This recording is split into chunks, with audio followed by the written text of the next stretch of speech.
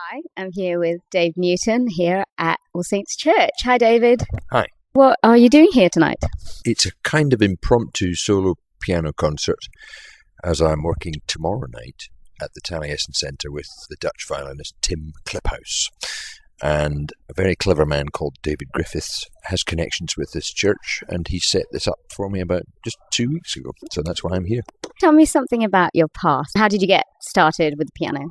The piano was in the house. I managed to ignore it most of the time because I was much more interested in playing the clarinet for many years. And then that changed to the bassoon, and I did my grades on the clarinet. But I think my first love was the piano. I had lessons on it for about 4 years, but my teacher gave up on me. And by the time I got to 12, I was so involved with the county orchestra playing bassoon, I kind of forgot all about the piano. And then I started a sort of progressive rock band with some chums at school, and we entered the Melody Maker rock competition.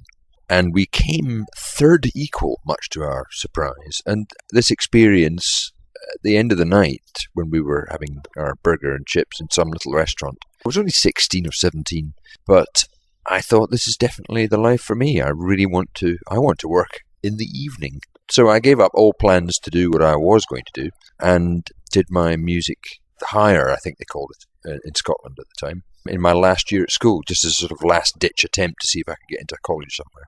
And that's how I ended up at Leeds. So what did you do in Leeds then? You said you went to the music college. Yes, my music teacher at school hated me because I was kind of inclined towards jazz. And he gave me a copy of a magazine called The Musical Times because he'd seen an advert in it for a musical training school for the RAF. And he seemed very determined for me to go there and have a terrible time, at the very least get my hair cut. However, his biggest mistake was handing me this magazine to leaf through because the word jazz just threw itself at me from the pages. And it was the only jazz course at the time at Leeds College of Music. So I saw that what it required, and I had the qualifications, and I just needed to do an audition to get in. So my dad took me down one summer's day. It was baking hot. But I got in as a clarinet player. I mean, it was a complete fraud, really, because all I could do was play one Malcolm Arnold sonata very, very badly and a few scales. But really, I just wanted to play the piano, and I discovered when I was there, I didn't really want to play the clarinet because there was a guy in his third year who just sat in the practice room and played the best piano I've ever heard. His name was Mike Todd. And I thought, that's what I want to do. I want to play like him. So I gave up the clarinet and switched to piano after that, and the rest is geography. Wow. So leaving college, who have you played with?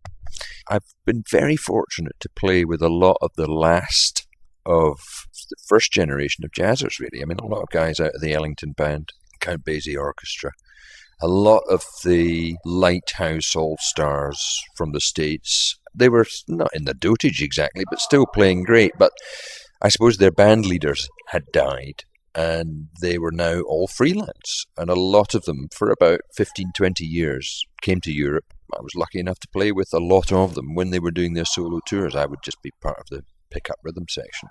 But a great education was to be had playing with these guys because they were the real deal. Got an album out, have you? The latest album is called A Portrait of a Woman. It's the trio plus my favourite musician of all time, Jim Mullen, on guitar, guesting for a few tracks. And another of my favourite musicians of all time is a man called Richard Niles, and he's done the most beautiful string arrangements for half the tunes on the album. And so that's the latest. But we're going into the studio very soon to do a new trio record, and I'm going to do another Alan Barnes duet album, because we tend to do them once every 10 years, and the time is up for the next one. So Okay, so what's to come? Is that what's to come? that's basically what's in the pipeline now. And what's coming up soon is the London Jazz Festival opens up with an enormous concert run by Guy Barker. And because I'm a singer's man, or have a reputation for being a singer's man, I get called in year after year to come and rehearse with 1 million singers who then all come and sing with his big band and his orchestra. So it's a huge extravaganza, and we do a concert at Barbican just at the beginning of the London Jazz Festival.